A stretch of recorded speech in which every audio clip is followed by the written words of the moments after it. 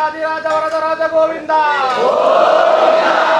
ನನಗೇನೋ ಒಂದು ಪವರ್ಫುಲ್ ದೇವಸ್ಥಾನ ಅನ್ನಿಸ್ತು, ಮತ್ತು ತುಂಬ ಶಕ್ತಿ ಇರೋ ದೇವಸ್ಥಾನ ಅನ್ನಿಸ್ತು. ಮತ್ತು ನನಗೆ ಹೋದ ವಾರ ನಾನು ಕಾಯ್ಕಟ್ಟಿದೆ, ಕೇಳಿಕೊಂಡೆ ನಾನು.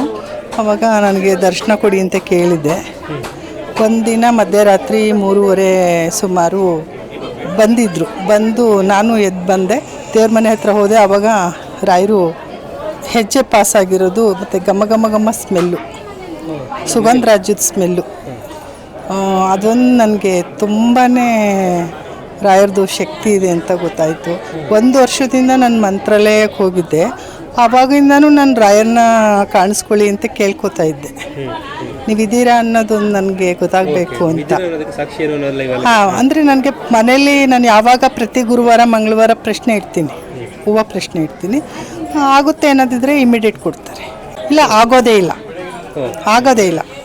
ಹೂವು ಬೀಳ್ಸೋದೇ ಇಲ್ಲ. ಆ ಪ್ರಶ್ನೆ ನನ್ನ ಸುಮಾರು ಕೆಲಸಗಳಾಗಿದೆ, ತುಂಬ ಕೆಲಸಗಳಾಗಿದೆ.